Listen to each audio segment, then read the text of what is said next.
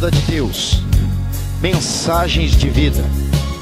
Em mais essa mensagem, Deus tem a palavra certa para situações da sua vida. Ministério César Augusto, mensagens de vida. Louvado seja o nome do Senhor. Estamos no dia 16 de abril do ano de 2011. Estamos no projeto Manassés. Gostaria que vocês dessem glória a Deus agora em nome de Jesus. Glória a Deus. Queridos, vamos abrir o livro de Eclesiastes, capítulo 4. Capítulo 4, o versículo de 1 ao 6. O tema da mensagem hoje é vencendo as confrontações da vida. Existem muitas coisas que afligem a nossa mente, a nossa vida. Muitas pessoas são discriminadas porque são negros, outros porque são gordos, né? Outros porque são brasileiros. A verdade é que o ser humano ele é assim. Se ele vê uma moça bonita, ele fala que ela é patricinha. Se ele vê uma moça feia, fala que ela é feiosa. Se vê uma moça gordinha, nossa, que baleia. Se vê ela magrinha, ele fala, nossa, que moça magrela. Então o ser humano, a mente dele é um depósito de discriminação. Então, quando vê alguém como nós, somos pessoas assim, não somos de alto nível, não somos juízes, nem advogados, pessoas falam qualquer, um pé rapado. E tudo isso na vida de quem é discriminado vem aquele sentimento. Capítulo 4, verso de 1 a 6, de Eclesiastes. Vem aquele sentimento assim, poxa vida, por que eu existo? Por que eu existo? O jovem Ezequiel lá no meu bairro disse assim, poxa, por que eu nasci, rapaz? Eu só nasci para ter sofrimento. Parece que Deus tem prazer em me ver sofrer, porque minha vida é só sofrimento. Mas hoje Deus vai trazer uma resposta a essas questões.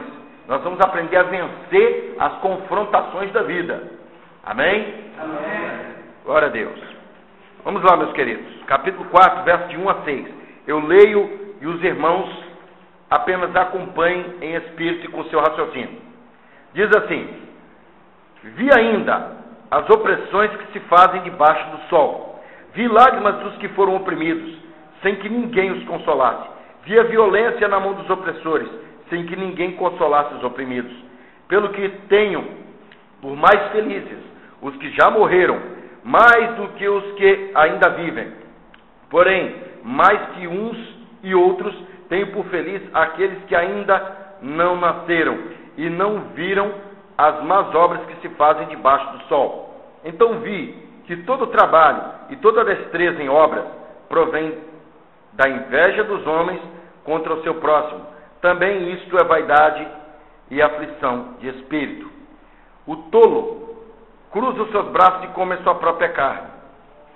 Melhor é o punhado de descanso do que ambas as mãos cheias de trabalho e correr atrás do vento. Podemos assentar. Meus queridos, o livro de Eclesiastes tem uma história interessante. Muitas pessoas dizem que o livro de Eclesiastes foi escrito por Salomão. A verdade é que, estudando profundamente a teologia, Eclesiastes, o nome Eclesiastes quer dizer pregador. Ele é um pregador, como eu e você. Só que ele era um homem mais velho, mais experiente. Quando você ganhar mais idade, você vai ter uma profundidade de sabedoria maior. O que as pessoas da sua idade entendem hoje, você com 48 anos, você vai tirar de letra, como dizem aí, por aí. Você vai entender, não é por aí não. Entendeu? Você pode ver que hoje você que vende kit, a sua inteligência para vender é diferente de antigamente. Quando você vendeu o primeiro kit, você ficou meio assim, todo mundo olhando para você, você fala, será que eu vou? Será que eu não vou? Não sei. Alguém pode não comprar. E depois que você fez a sua propaganda, aí várias pessoas levantaram a mão. Aquilo te estimulou a continuar a comprar, a vender o seu material. Meus queridos, o livro de Eclesiastes, ele foi escrito mais ou menos no ano 250 a.C., na época em que os judeus estavam sendo oprimidos pelos gregos. Era uma época de opressão, porque quem governava a terra era um ímpio, chamado Antíoco Epifanes, que era um homem que cometeu um sacrilégio. Ele queria assassinar a personalidade de um povo. Você pensa bem, chega um povo de outro país aqui e fala, qual é o seu nome? Você aí atrás. Lucas. Você agora vai se chamar Mohamed Ali. Seu nome não é mais Lucas. Você vai parar de adorar ao Deus Todo-Poderoso e vai adorar Alá. Você agora vai rasgar essa Bíblia, jogar fora, vai usar o Alcorão. E você vai andar com metralhadora a partir de hoje. Vão assassinar sua personalidade. O Lucas vai morrer, vai nascer uma outra pessoa. Então era isso que o helenismo, através do povo grego, promovia. E esse homem de Deus que escreveu o livro de Eclesiastes tem um tema. Felicidade é viver o presente. E ele escreve o capítulo 4, o livro de Eclesiastes, ele tem 3 colunas de estudo. A primeira é a introdução, que vai do capítulo 1, do verso 1 ao 11.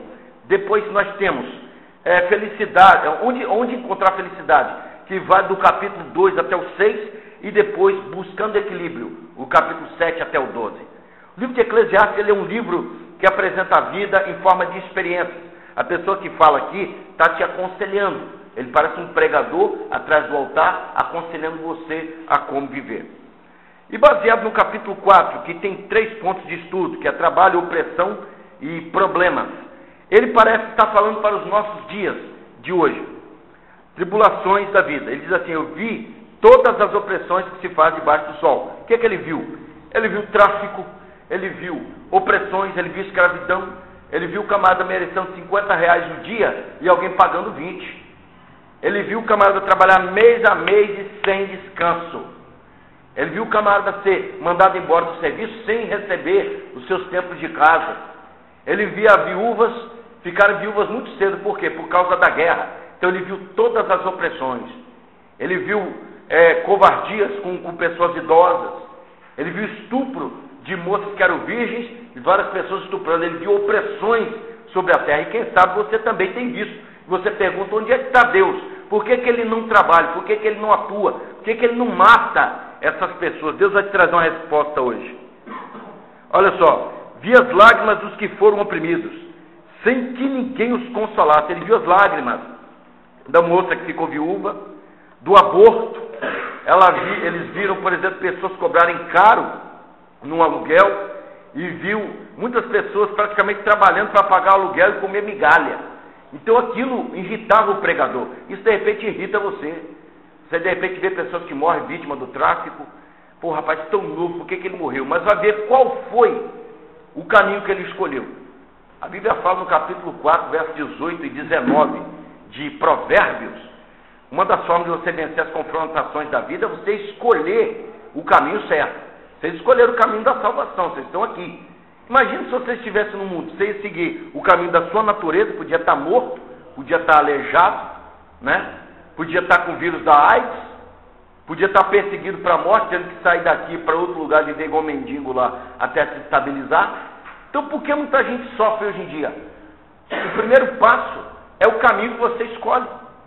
O capítulo 4 de Provérbios, verso 18, diz assim: que o caminho do justo é como a aurora, que vai brilhando até ser perfeito. Quer dizer, ele entra pela palavra, ele busca um projeto de recuperação se ele é um drogado, busca a libertação, busca ser alguém honestamente. Agora o camarada quer ganhar muito, ele quer mexer com droga, quer assaltar. Por quê? Ele não assalta, ele tira 6 mil, 10 mil, e uma pessoa assalariada como nós vai tirar isso quando? Em 2 anos? Então é o amor ao dinheiro que leva as pessoas a cair num caminho de trevas. Então a primeira confrontação na vida, se você não quiser sofrer problemas, escolha o caminho certo, escolha Jesus. Jesus Cristo falando com os discípulos em São João 14, o versículo 6, ele diz assim: eu sou o caminho, a verdade e a vida, ninguém vem ao Pai senão por mim. Quer chegar à perfeição, quer chegar a Deus, tem que ser por Jesus. Amém? Então é um dos motivos. Não quer se arrepender? Então não faço errado. Uma vez eu ouvi uma frase na camisa de alguém que dizia assim: melhor do que pedir perdão é nunca magoar ninguém. Amém? Então você não quer ver sua mãe sofrer e depois ter que se humilhar, falar: mãe, me perdoa pelo que eu falei, porque de repente tem pessoa que tem uma natureza dura, ele prefere mais massacrar do que pedir perdão. Então para você não ter que passar por isso, não magoe o coração da sua mãe ou do seu pai ou do seu próximo. Pense no que você vai falar e aí você não vai sofrer. Então olha só, aqui diz a Bíblia que eles não tinham consoladores. Muitas das vezes na sua vida você procurou alguém para te dar um conselho, fazer uma oração por você. Fosse na sua casa, mesmo aqueles amigos de copo, de cerveja, ninguém apareceu. Meu tio, por exemplo, Manuel Messias, ele era uma das pessoas mais queridas de São Torquato. ele mexia muito por exemplo, com jogatina, e ele era um camarada muito esperto para ganhar dinheiro. Quando ele morreu, antes dele morrer, o carro dele vivia lotado de mulher e cheio de amigos, entre aspas. Quando ele morreu, só tinha mal a esposa dele, que é minha tia, e alguns parentes que ele não dava nem consideração. Os amigos dele não estavam lá. Então o que acontece, meus queridos? Nós podemos observar que amigos de verdade se encontram na presença de Deus. Amigos de verdade se encontram aqui, por exemplo. Pessoas que estão vendo o seu dia a dia, o seu suor, o seu sofrimento, o seu estresse, a sua angústia, conhece a sua história. Mas no mundo você não encontra consoladores. Por quê? Porque, em primeiro lugar, o homem lá fora, ele pensa nele.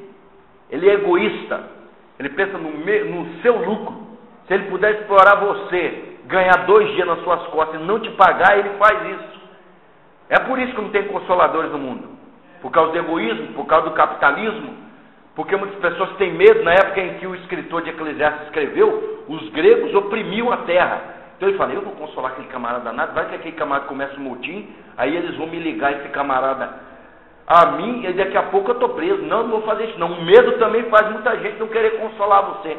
Porque muitas vezes na nossa natureza nós somos duros, nós nos achamos dono da verdade. Eu já sei, não precisa falar comigo não. Muitas vezes nós somos assim, por isso não temos consoladores. Falei, eu vou falar o que com um camarada desse? Porque esse camarada é estúpido. Não, deixa ele se virar para lá. Então muitas das vezes nós passamos por isso. E Deus permite, por quê? Para que nós alcançamos a humildade. Para que nós entendamos que nós não somos autossuficientes. Jesus estando na terra, ele não se achava autossuficiente, ele era o salvador do mundo. Tanto é que ele procurou 12 discípulos, né, e depois vieram mais 70, ficaram 82 pessoas do lado de Jesus. Por quê? Porque ele sabia que ele é Deus, mas ele aqui na terra era homem. Ele precisaria de alguém para conversar, alguém para dialogar, porque todos precisam, não é verdade?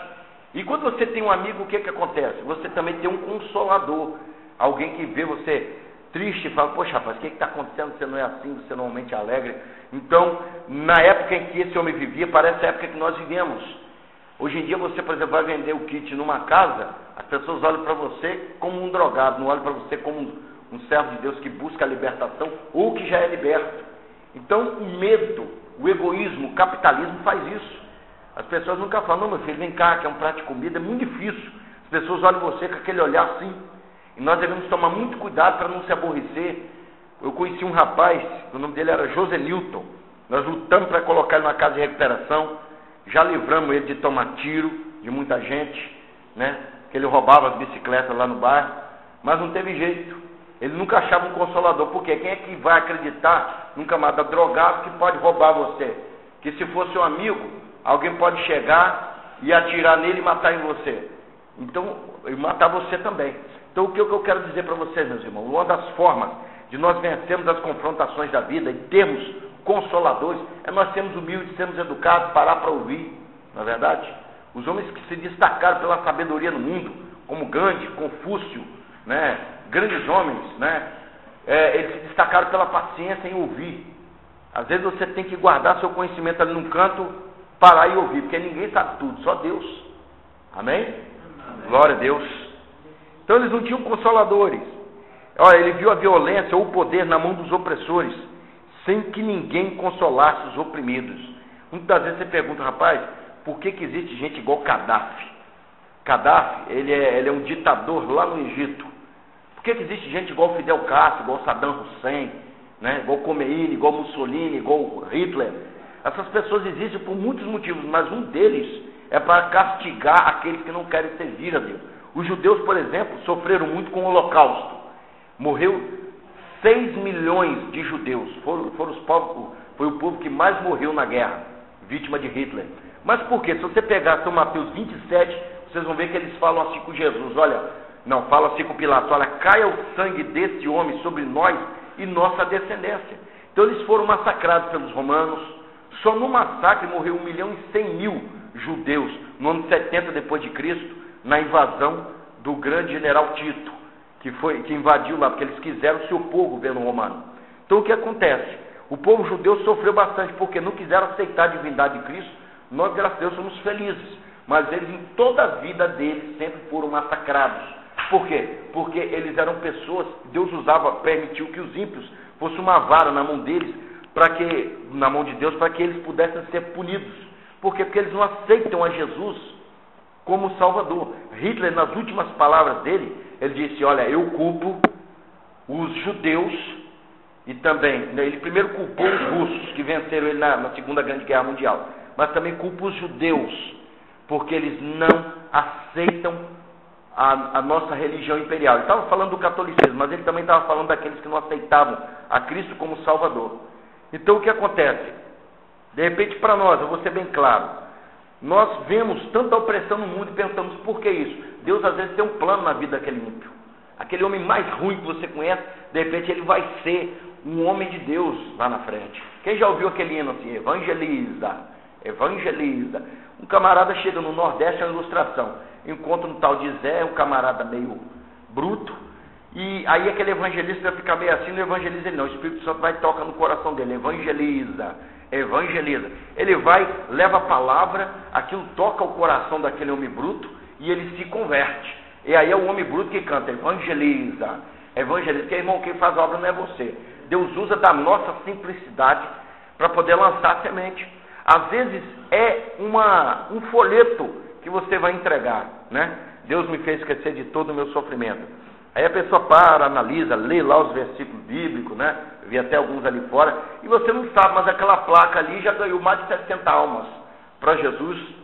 O nosso trabalho é ir e pregar. Lógico que tem diferença nos níveis de capacidade, mas a semente que você joga é a mesma, porque é a palavra de Deus, entendeu? Então o que acontece? Às vezes você deu um folheto à pessoa, você não sabe, aquela pessoa ia se suicidar, você não sabe, mas aquela pessoa estava com a arma ali dentro da bolsa, ia tirar a vida de alguém lá na frente, e aquela palavra tocou no coração dele. Você não sabe, mas você já fez o bem a muitas pessoas, só em você levar a palavra. Aos Romanos 10, verso 17, diz assim: a fé vem pelo ouvir, e o ouvir a palavra de Deus. Amém? Então você, quando dá um testemunho, quando você fala no ônibus, aquilo ali é uma semente. Você está sendo um canal de luz na terra para emitir, é igual essa lâmpada, é um canal de luz. Se ela não tivesse obstruída por causa dessa confecção aqui, ela ia emitir mais luz, entendeu? Então assim somos nós. Você, quando toma a palavra, você é um canal de luz para instruir o reino de Deus a pessoas que estão em trevas. Então vamos lá.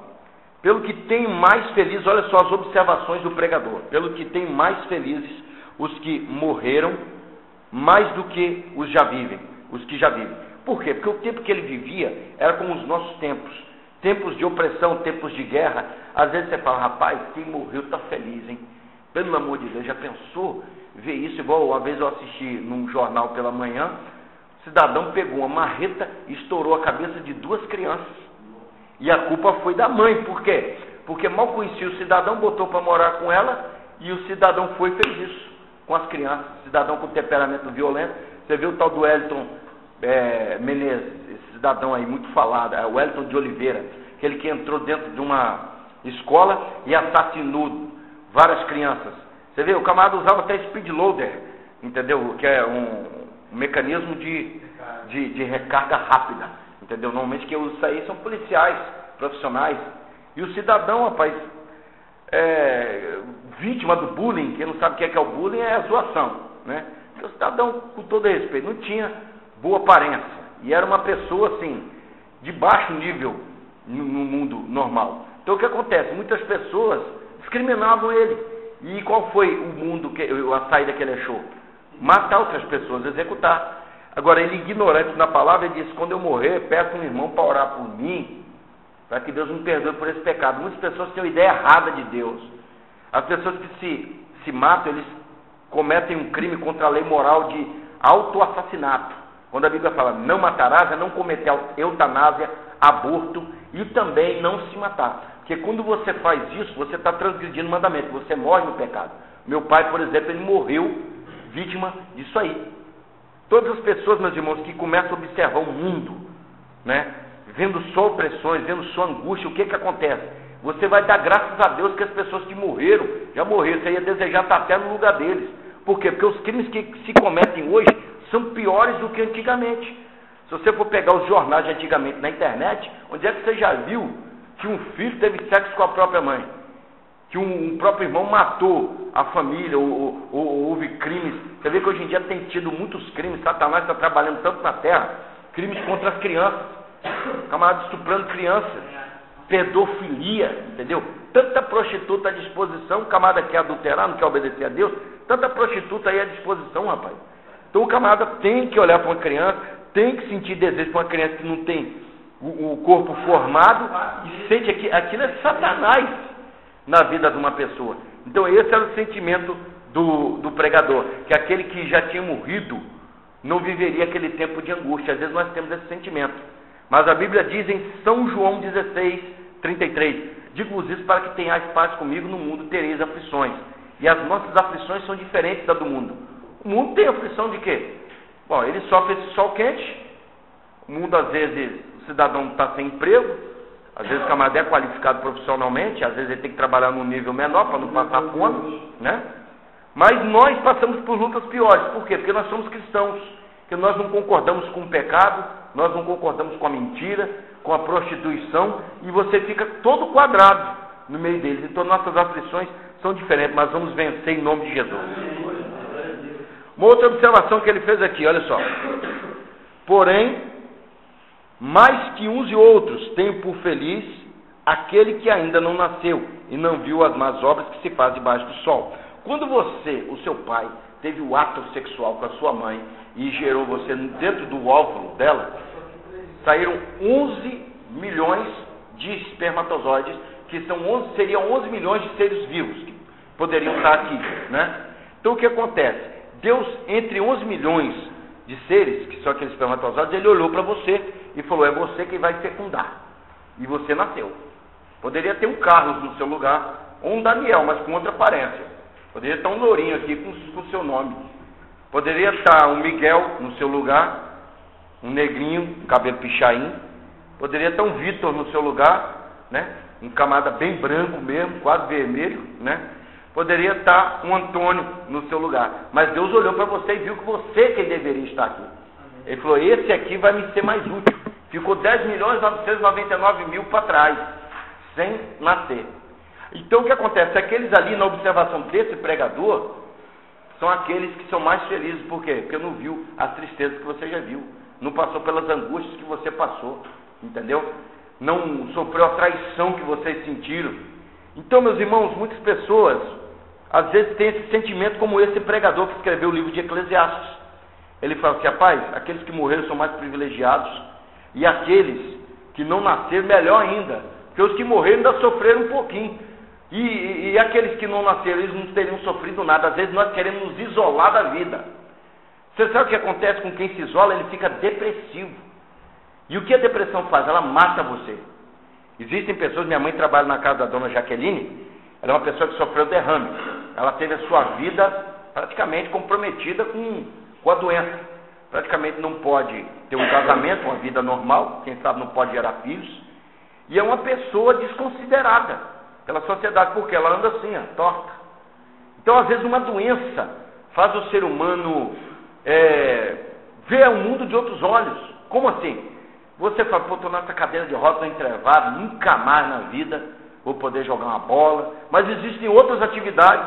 Você pode ser um cozinheiro, você pode dirigir. Então muitas pessoas buscam na doença, né, o motivo para às vezes até se matar. E às vezes isso acontece com você. Você sofreu uma desilusão com uma mulher no passado, você achava que ela te amava e ela não te amava, ela te enganou, te traiu, às vezes com o seu próprio amigo. E às vezes você fala, rapaz, melhor do que quem já morreu é quem nunca existiu. Isso é um sentimento de quem está depressivo. De repente a depressão começa com você, e às vezes você vive uma vida azeda, parece que você comeu giló, chupou limão, você fica com a cara de bolo solado, com a cara de Virgulino Ferreira Lampião, cara de cangaceiro do cangaço, só fica assim, ó. Entendeu? Deixa Deus transformar a sua vida, deixa Ele inundar o seu coração de alegria. Se você pegar aos Gálatas, capítulo 5, verso 22, uma das características do fruto do Espírito é a alegria. Se você for pegar a Bíblia em aos Hebreus capítulo 4, o irmão está falando de aos Hebreus aí, A Bíblia diz que Deus ungiu a Jesus com óleo de alegria mais do que os seus companheiros. Quer dizer, Jesus não era um homem carrancudo. Não era esse Jesus que você vê nesses filmes e nessas folhinhas da Igreja Católica. Jesus ele era alegre. Por que você acha que as crianças vinham até ele? Ele tinha carisma. Não é verdade? O salmista escreve no Salmo 122, alegrei-me quando me disseram na casa do Senhor. Você não vai ver nenhuma passagem bíblica que o cristão fica abatido, jururu, né? Isolado no canto. Lógico que é um momento que você quer falar com Deus, mas ele não fica para sempre isolado. Se você vê em Provérbios 18, verso 1, busca o seu próprio desejo, aquele que se separa, e ele se insurge contra a própria sabedoria. O que ele quer dizer com isso? Você aprende com outras pessoas. Eu, por exemplo, poderia aprender muitas coisas com vocês. De repente vocês são, alguém aí conhece de padaria, né? Alguém conhece de vendas, por exemplo, e entre outras coisas. A gente sempre aprende um com o outro. Ninguém sabe mais do que o outro. Não é porque o camarada tem um curso de formação teológica elevada que ele é mais do que outra pessoa. Ele pode aprender com um pedreiro que às vezes nunca foi na escola e ele sabe colocar uma parede no prumo no nível. Você vai botar ali um advogado, ele toma uma surra dele. Ele não sabe fazer, entendeu? Então, meus queridos, muitas das vezes nós encontramos motivos na vida para ficar jururu, para ficar no campo. Não faz isso não, o diabo quer isso mesmo. Porque quando você fica assim, você é um soldado ferido. E você não está procurando cicatrizar a ferida. O diabo pode ter te dado um golpe no passado, mas você vai partir em cima dele, revestido da armadura de Deus. Quantos querem, digam amém. Amém. E olha só, faltam só 2 pontos. O primeiro é o seguinte: então vi que todo trabalho e toda destreza em obras provém da inveja do homem contra o seu próximo, também isso é vaidade e aflição de espírito. O que ele quer dizer? Você, por exemplo, ganha bem vendendo seus kits, e o camarada fala, olha só, esse bando de desocupados, olha só como é que eles vivem. Vive bem, um lugar bonito, arejado, na cerâmica, eu que dou de sol a sol todo dia, eu não tenho quase nada. Agora vai ver como ele vive. Ele para no primeiro boteco, entorna 10. Vai ver como ele vive. Nunca procurou estudar uma forma de prosperar, abrir um negócio e crescer. Aí vem a inveja. Vê você bem vestido, às vezes você comprou uma moto, você tem um carro do ano, Deus te deu condição de prosperar, e o camarada fica com inveja. O ímpio é que fica assim, porque uma das promessas de Deus na nossa vida é prosperidade. Pode ter certeza que algum dia Deus vai dar prosperidade, vai dar felicidade completa na vida de vocês. Não pense num Deus que escolheu vocês só para o sofrimento acontece com todos. Se você pegar o capítulo 28 de Deuteronômio, eu tenho uma mensagem chamada Deus de Promessa, que ali fala que se você for obediente a Deus, você será recompensado. Provérbios 13, verso 13 diz assim, que aquele que obedece o mandamento será recompensado, mas aquele que desobedece não ficará sem culpa. Então, o segredo da prosperidade está em obedecer a Deus. Deus vai inspirar a sua vida, Deus vai abrir caminhos, né? Você trabalha, por exemplo, com área de vendas, pode aparecer, como já apareceu para mim, eu vendia picolé, um camarada passou perto de mim e falou, olha, rapaz, você vende bem, eu quero que você venha trabalhar para mim lá na minha madeireira. Estou falando diante de Deus, o camarada me chamou, o camarada nem me conhecia direito, eu gostei do seu jeito. O camarada passou num carrão e eu num carrinho todo quebrado. É o que eu estou falando com você, irmão. Deus pode mover o sobrenatural ao seu favor. É uma questão de você obedecer a Deus. Amém? Não é uma questão só de correr atrás, porque o ímpio corre atrás, e às vezes a porta está fechada para ele. E a porta que está fechada para ele, quando você chegar, lá vai se abrir, porque Deus honra os seus filhos na terra. Amém? Olha só, o tolo cruza os braços e come a própria carne, dizendo, melhor é um punhado com descanso do que ambas as mãos cheias de trabalho e correr atrás da aflição de espírito. Essa é a parte final. O preguiçoso, irmão, nunca tem nada. O que o preguiçoso fala? Quer, rapaz, trabalhar demais? Se eu trabalhar demais, daqui a pouco eu estou cansado. Não, pode me dar um problema de coração, né? E alguém pode não gostar de me ver. Não, eu vou ficar aqui mesmo. Você pode ver que todo preguiçoso, no final da vida dele, é morar de aluguel nas costas dos outros e ganhando mixaria. Ele não se esforçou para fazer um curso, ele não se esforçou para trabalhar, para ter uma casa. Então, o preguiçoso, ele é assim, ele encruza as próprias mãos e inventa desculpa. Meu irmão, se você vê alguém próspero aqui dentro, alguém que de repente vende bem, é conceituado, tem nome aqui dentro, você não tem que ter inveja dele, você não tem que se omitir, você não tem que ficar pensando, poxa, eu nunca vou chegar igual a ele. Você pode chegar num nível superior. Todos os homens que tinham vontade de transcender barreiras, eles fizeram um nome, e você pode. Jesus Cristo, por exemplo, é um exemplo. Ele foi o maior mestre de religião do mundo. Ele supera Confúcio, supera Buda, supera Maomé, ele supera Mahavira, supera qualquer um. Agora, vieram outros que superaram Jesus no sentido de ficar famoso, no sentido de propagar bem a obra cristã, como foi o caso de Charles Spurgeon, como é o caso de Hudson Taylor. Hudson Taylor era um homem que ele tinha experiência com Deus. Eu vou dizer uma coisa para vocês guardarem no coração. Hudson Taylor era um homem que morava em Hull, na Inglaterra. Hudson Taylor, ele era um homem pobrezinho, era um servo de Deus, mas não tinha grandes status sociais, não. Então o que acontece? Uma vez, vindo da igreja, alguém passou na casa dele e pediu para que ele fosse orar na casa de um necessitado. Olha só o que é a experiência com Deus. E essa experiência passou para outras pessoas e mudou a vida de muita gente. Ele foi lá orar pela pessoa. E além da oração, a pessoa disse: rapaz, você não teria uma ajuda para mim, não? Ele falou assim: não tem não. E ele tinha o que seria hoje aqui, vamos botar aí, R$1, uma moeda de R$1, R$1,50 mais ou menos. Então, dentro do bolso dele. Aí ele falou: eu vou orar por você novamente. Aí a consciência dele, possivelmente o Espírito de Deus falou assim: você vai orar nessa situação? Você pode ajudar o necessitado e você não ajuda? Uma vergonha na sua cara, rapaz. Aí ele pensou assim: rapaz, essas pessoas não têm nem o que comer, eu pelo menos tenho um mingauzinho lá em casa, uma rendazinha por mês. Ele falou assim: olha, eu vou te dar aqui essa moeda aqui. Deu, entregou a moedinha, seria meia coroa, seria R$1 mais ou menos. Deixa eu comprar um leite, alguma coisa que der para ajudar. Fez a oração e voltou para a casa dele e sentiu uma noite de paz. Comeu o mingauzinho dele, de maisena, que estava lá esperando ele, né? Falou: Deus, a Bíblia diz em Provérbios 19, 17, assim, 19 verso 17, empresta ao Senhor aquele que dá ao pobre, e o Senhor lhe pagará o benefício. Olha só, é uma das formas de vencer as confrontações da vida e ver o sobrenatural de Deus na nossa vida. Ele dormiu em paz, sentiu muita paz. Aí o que acontece? No outro dia, alguém bate na janela dele. Aí era a senhoria. Ele falou: essa mulher vai cobrar o aluguel. Eu estou sem nenhum centavo. Aí chegou uma carta na mão dele. O remetente estava borrado. Aí ele: bom, quem será que mandou? Ele abriu e quando olhou lá dentro, R$400. Ele escreveu até uma matéria chamada 400%. Deus, ele conhece o nosso coração, irmão. Muitas vezes precisamos abençoar para sermos abençoados. Às vezes alguém passa pedindo prato de comida, aquele prato de comida que você dá pode te ajudar lá na frente. Aquele mendigo pode algum dia ganhar na Mega Sena, um exemplo, abrir uma grande empresa, lembrar de você, falar: eu quero você trabalhando comigo. Amém? O pastor Jorge, por exemplo, para finalizar, ele era um andarilho. Tinha uma senhora que ele precisou de um prato de comida e um lugar para dormir. Teve uma senhora que ajudou ele. E essa senhora, uma vez vindo de Itapemirim a pé, precisando de uma carona, ele passando de Kombi na rua, ele foi, deu uma carona a ela, deu um dinheirinho de passagem. Então, irmão, é plantando que se colhe. A Bíblia diz que aquele que planta vento colherá tormentas.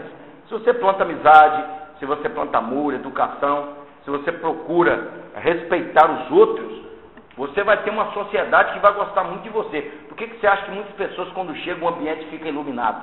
Porque ele sabe tratar os outros. Na verdade, ele não é soberbo, não é tirado, como dizem por aí, não é orgulhoso, né?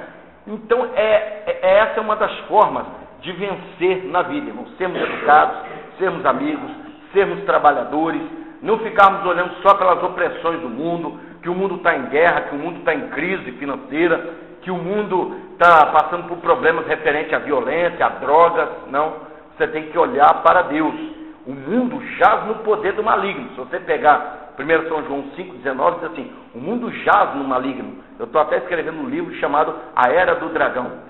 Então, o mundo, tudo bem, o diabo governa esse mundo no sentido assim: a pessoa não serve a Deus, então tem o poder do diabo. É por isso que quando ele vai tentar Jesus, ele fala: olha, você sabe que tudo isso que é o mundo, ele falando, foi me entregue. Porque Deus entregou o poder o poder humano, o poder do governo aos homens. Mas muitos homens, por não servirem a Deus, acabam servindo ao diabo. E ele exerce influência sobre esses homens. Mas nós não temos que pensar assim. Nós temos que pensar que existe um Deus que determina limites. Que existe um Deus que, se você for preso, ele tira você da cadeia. Um Deus que, se você for vítima de alguma violência, ele fará justiça por você. um Deus que protege você, que guarda você. Se você está enfermo, Ele cura você da enfermidade. Se o demônio te perseguir, Ele expulsa Satanás. Então é um Deus que nos guarda, e é essa forma de vencermos o mundo, através da nossa fé. Quantos creem, digam amém. Amém. Amém. Obrigado a vocês por terem chegado, né? Vocês trabalham aqui com o Manassés. Nós temos um site Orkut, eu represento o projeto Lâmpada de Deus. Depois eu passo o endereço virtual para vocês, tá bom? Estou gravando aqui a mensagem, nós vamos botar, né, na internet, depois vocês nos visitam. Meus queridos, vamos nos pôr de pé e vamos orar a Deus. Quantos entenderam o que Deus falou, digam amém. Amém. Deus permitindo, domingo que vem estarei com vocês. Amém? Vamos orar. Grande Deus, em nome de Jesus, agradecemos pela Tua palavra, pela Tua mensagem, vencendo as confrontações da vida. Deus, nos ajuda a olhar o mundo com o olhar da fé, olhar o perdido com o olhar de Deus, o olhar que convence, o olhar que salva, o olhar que liberta, o olhar que traz, ó Deus, a libertação. Deus, nos dê condições de sobreviver nesse mundo e que nós possamos andar como a garça que é branca, que anda na lama, mas não suja as suas vestes. Que possamos, ó Deus, conviver com o contexto social atual, mas sem desprezar a obediência à Tua palavra. Deus, nos abençoe e nos guarde e nos ajude a sermos fiéis cada vez mais e vencedores, em nome de Jesus. Todos repitam comigo: em Cristo, somos mais que vencedores. Amém. Palmas para Jesus.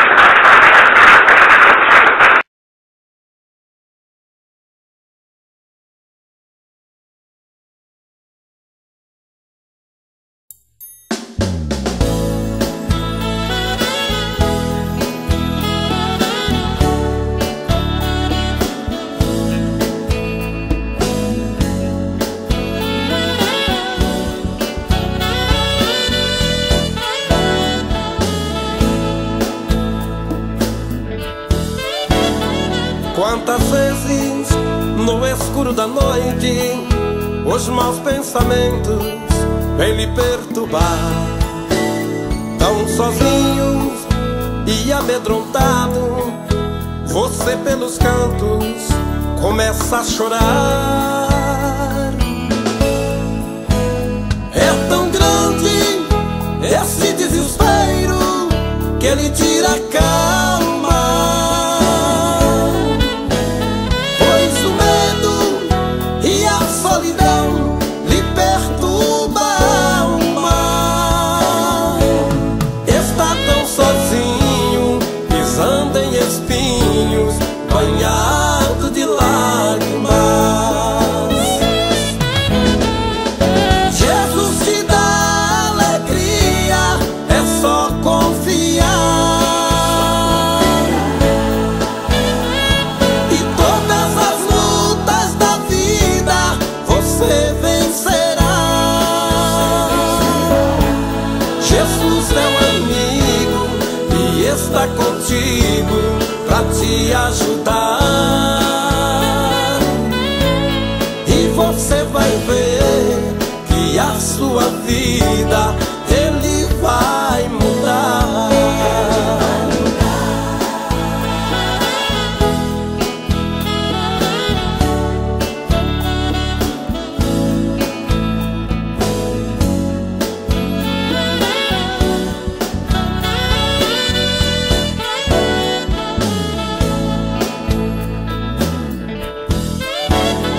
Tão sozinho e amedrontado, você pelos cantos começa a chorar. É tão grande esse desespero que ele tira a calma, pois o medo e a solidão lhe perturba a alma. Está tão sozinho, pisando em espinhos, banhado de lágrimas.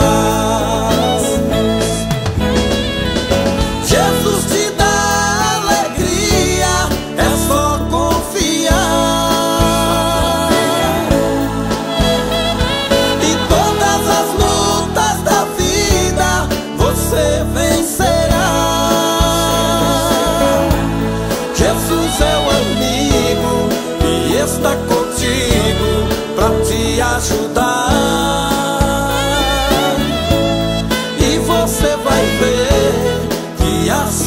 vida Ele vai mudar.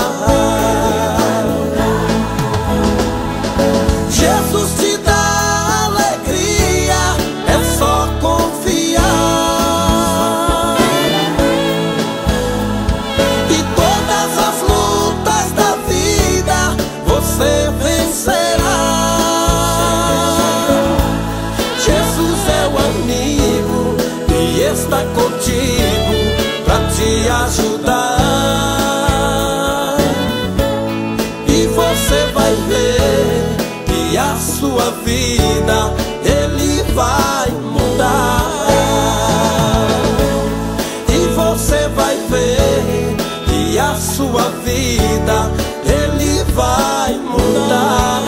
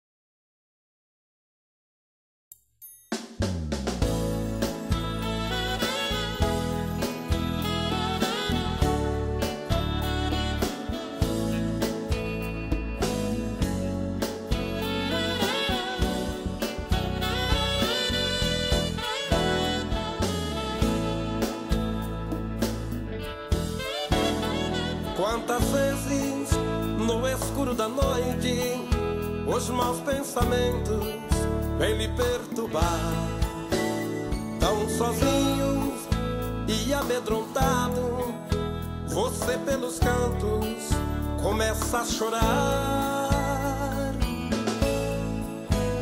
É tão grande esse desespero que ele tira a calma.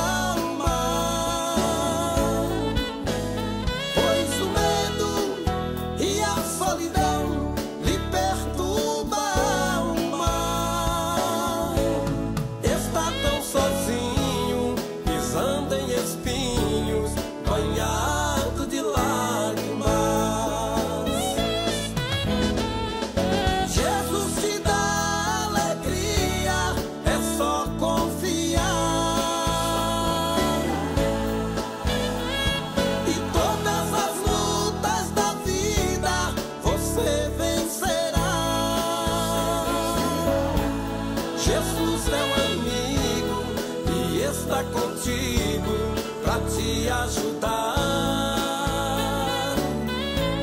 E você vai ver que a sua vida Ele vai mudar.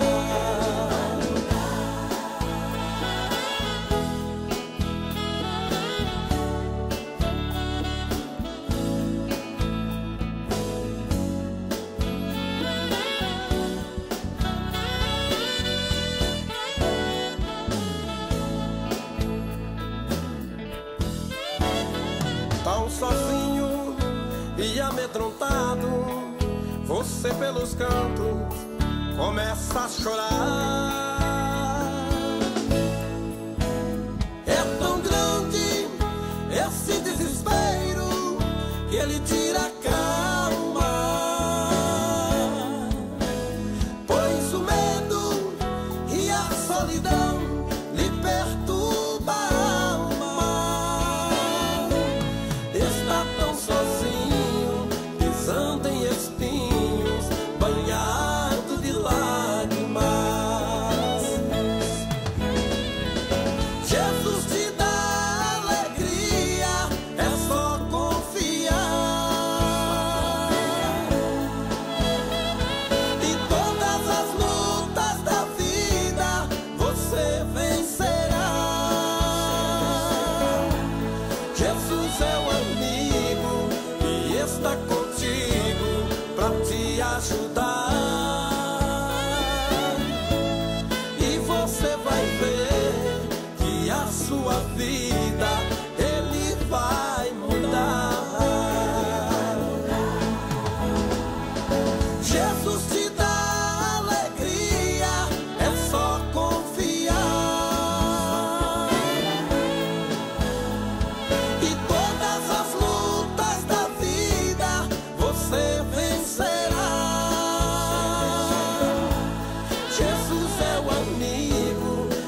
está contigo pra te ajudar.